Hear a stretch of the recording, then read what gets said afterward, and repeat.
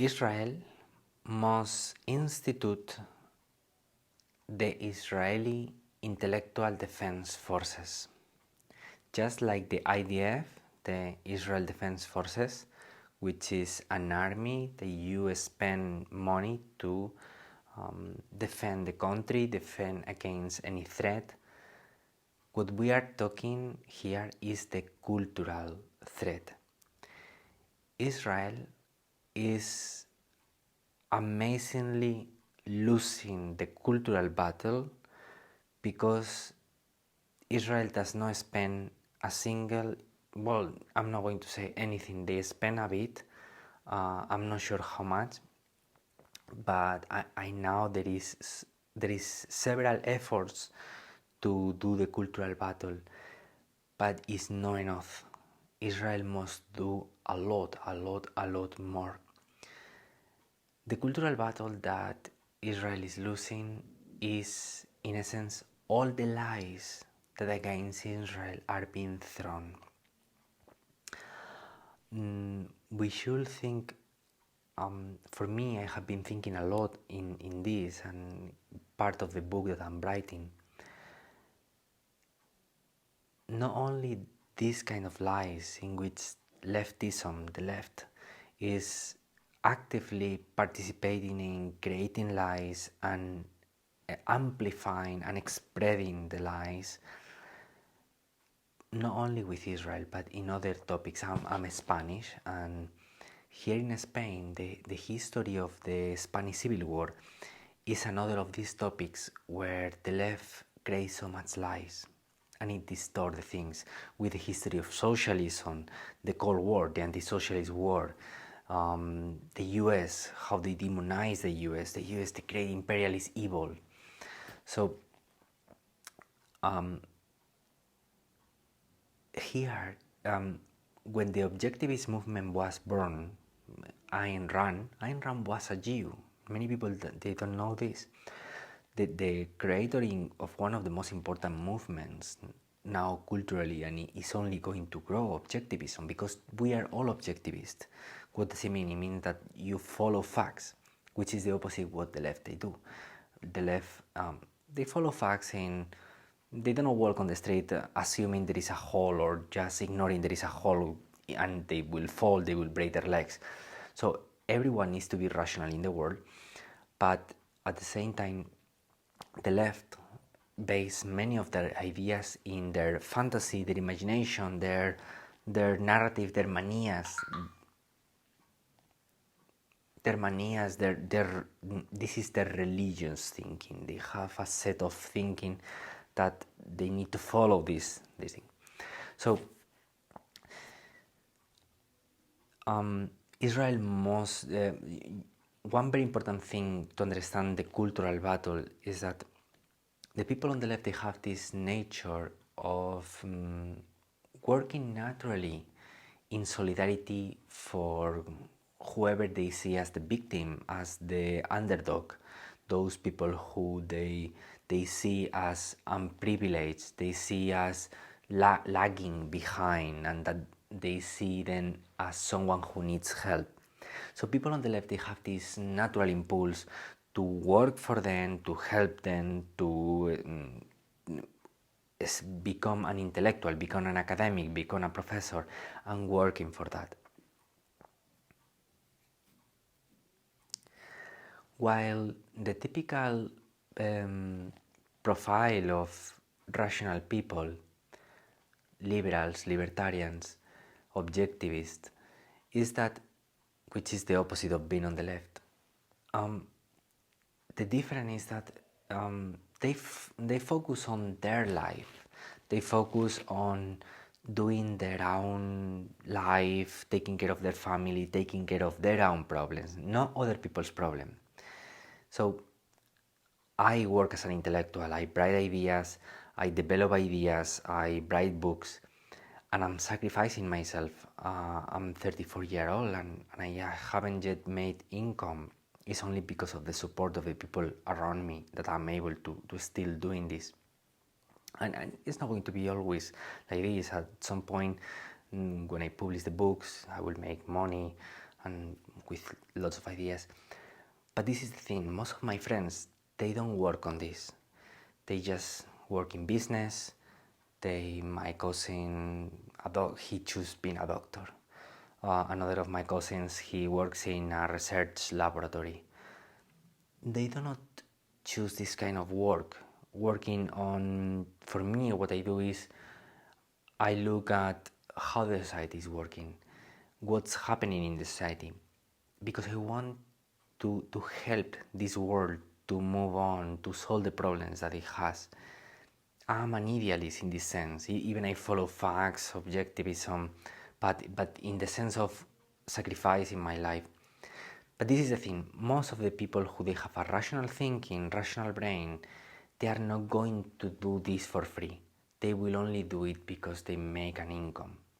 So this is how we need to change our societies. This is something that Javier Milei recently said in a lecture, and it's something that I have been saying, not saying because I never published my ideas before, but it's something very important that I've been thinking a lot and I wrote in one of my books.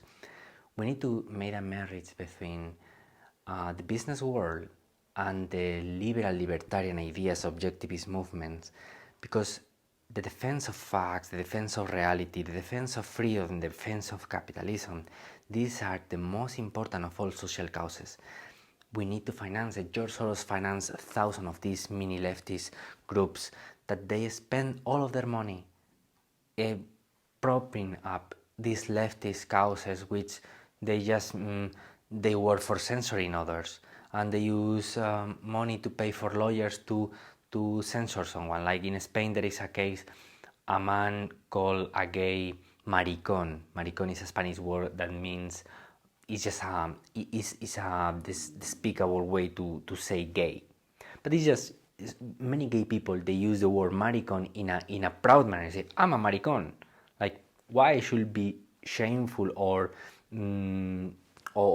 look down just because someone say to me what is my condition? It's just because the word was used in an emotional, impactful manner in the past. Well, so this man in Almería, the story happened 1 year ago in Almería, a city in the south of Spain.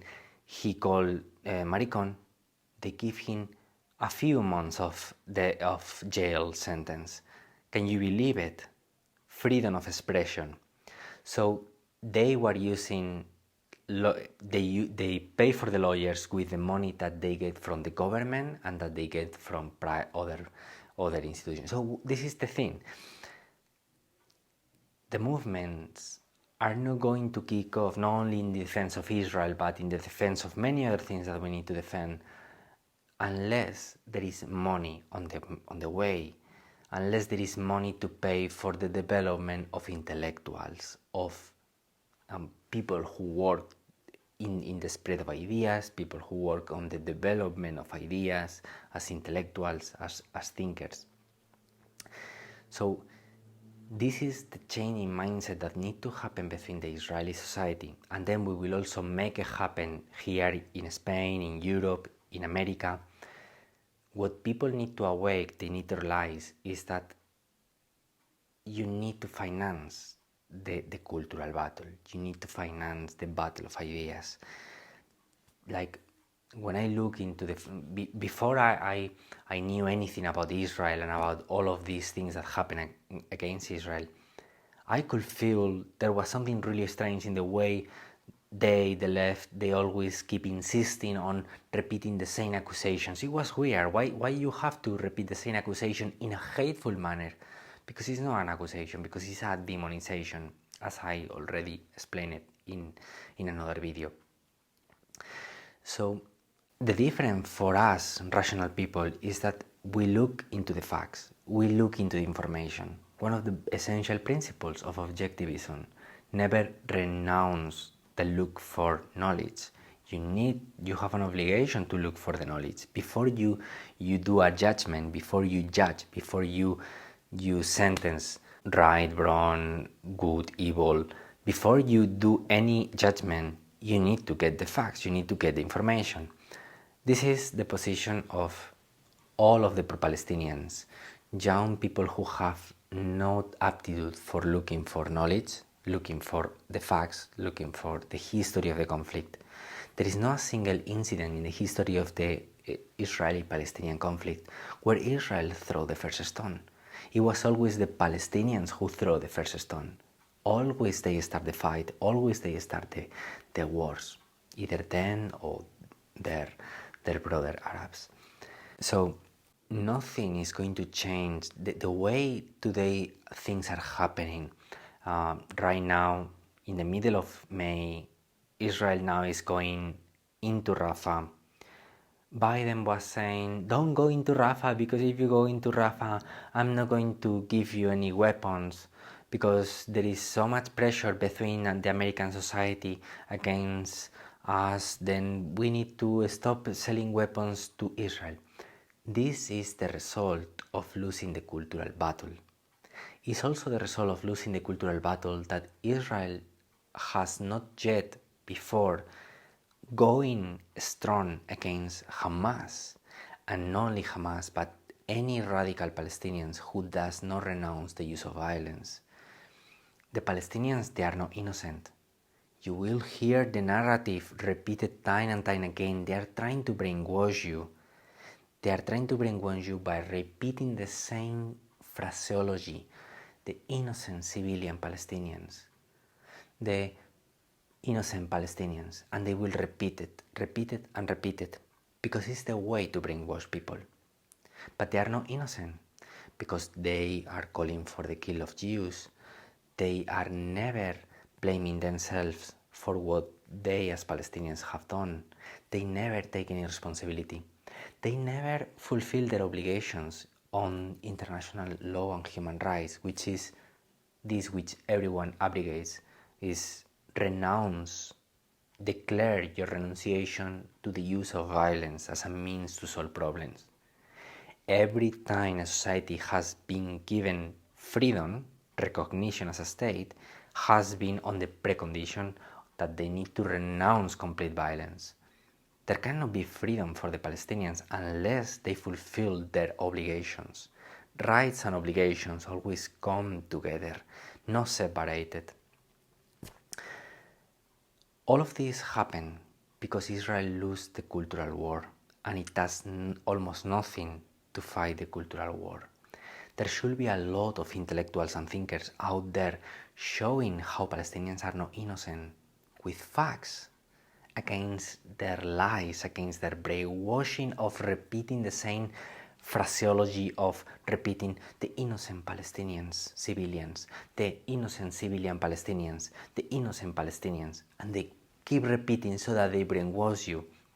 And you feel it, right? When I say that Palestinians are not innocent, how do you feel? You feel like, ooh, something in my brain is like, oh, it feels it's not right. Why?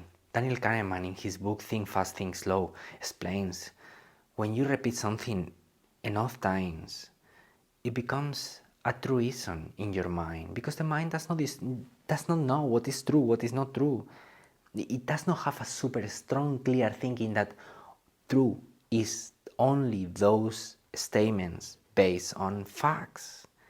The brain does not work like that. Most of the people in the world, they do not have a super clear idea that the only epistemology of the mind is the epistemology of reason. Epistemology are the rules that dictate what is knowledge in your mind, what is truth. And everyone has a epistemological system in their mind. And for most of the people, especially for the people of the left, this epistemology system is just a set of bias, feelings, wishes, especially wishes about, I wish the Palestinian cause, the beautiful, make the Palestinians flourish, help them to get rid of their oppression. It's all lies. They have been jumping into this pool of lies where they do not want to see the facts. So the cultural battle will solve a lot of the problems in which Israel finds today. The cultural battle will eliminate all the lies that Israel is been suffering for. These lies are providing the moral support by which the Palestinians are able to carry out their attacks, and is what is giving them the support to do all the killings. So just as you spend the money in the physical weapons, you need to spend the money in the intellectual weapons, which is not a good word, weapons. It's just facts. It's just the facts should be pumped out. Knowledge, reality, the reality of what is the history of the conflict, the reality of who are the Palestinians, the facts, the knowledge. That is not a weapon. It's a weapon against lies, of course, but it's not in the sense of lies should never be fought with lies. That's a very important principle. If someone has the freedom to create lies, and the only thing that you can do is just to answer with another narrative, you can be saying the truth, you can be saying something based on facts, but because people does not distinguish what is true. Many people, the people on the left, they don't have a clear idea about this notion that there is a truth, there is something which are facts, and that true narratives, the narrative that is the truth, is not just your idealistic imagination, it's neither your wishes, it's just what is based on the reality. People on the left, they don't have a clear idea of this, and this is why for them lying is like it doesn't exist. That's why they lie in such a natural, spontaneous manner, because for them lying is not like that. In my book, I'm going to show all of this. I'm going to explain all of this in detail. Especially one very good example, Ilan Pappé, in which he has some statements in which he speaks about this thing, like there is no such thing as lies. It's like everyone has their own. They leftists, Marxists, they call it ideologies. Everyone has their own ideologies. So I will explain all of this in detail. So summary, the cultural battle will solve many of the problems that Israel is facing right now, and there needs to be big investments. Israel should be a starting point. Then we will also do it here in Spain, in the rest of the European Union. We will fund think tanks, institutes. I hope this video is useful, and I hope it creates guidelines for Israel, for everyone who supports Israel, and not just Israel, but justice in this world. And justice will never win